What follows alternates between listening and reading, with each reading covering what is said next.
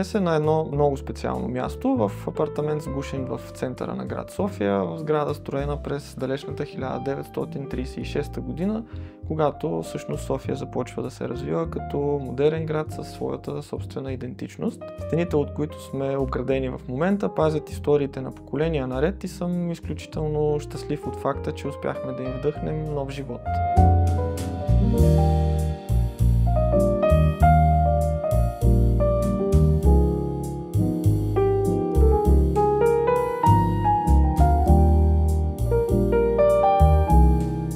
Задачата ни беше деликатна. Трябваше да съхраним духа на това място, да оставим класиката да говори с всичките си изящни детайли, но същевременно да влеем малко от днешното време. Целта беше да направим един съвременен прочит, който по-скоро да шепне на фона на всички дадености, които вече имаме в жилището.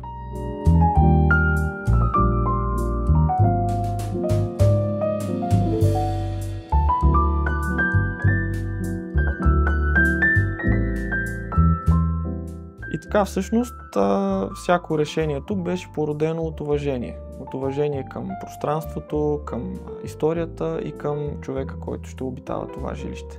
За нас това не беше просто интериорен проект, това беше възможност да създадем един диалог между две епохи.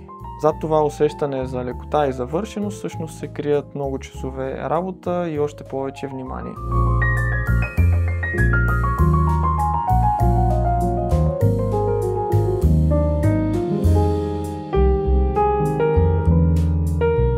Когато влязохме за първи път в жилището, то носеше следите на времето и то не само в добрия смисъл. То имаше нужда както от реорганизация на пространствата и тяхната функция, така и от подмяна на абсолютно всички инсталации.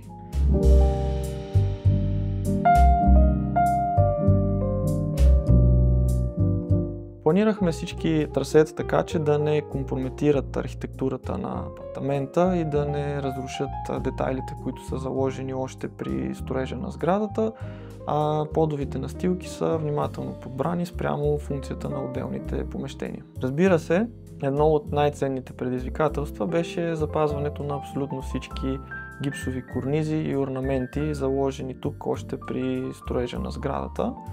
Затова и всички окачени тавани, които ни бяха необходими както функционално, за да може част от инсталациите да минат през тях, така и естетически, за да създадем обем и повече динамика в помещенията, са отдръпнати от стените, за да може да запазим целостта на корнизите, които минават по цялата периферия на всяко едно помещение. Накратко, всичко, което виждате тук, е направено с идея да живее дълго и да остане напред във времето.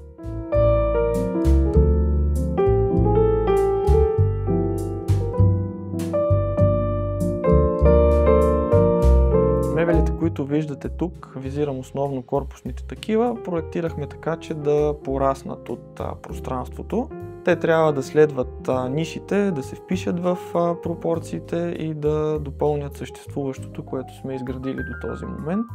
Изработени са специално за този дом, предимно от боядисан MDF, а там, където имахме нужда от повече дълбочина и топлина, сме ги фурнировали.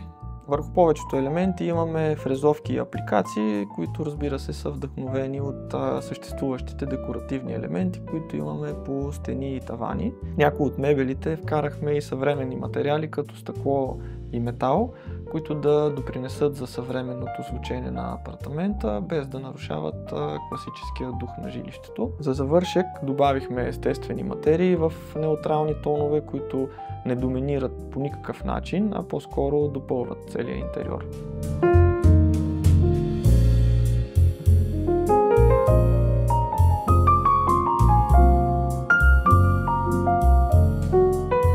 Естествено, в духа на целия проект по стените имаме и частица история.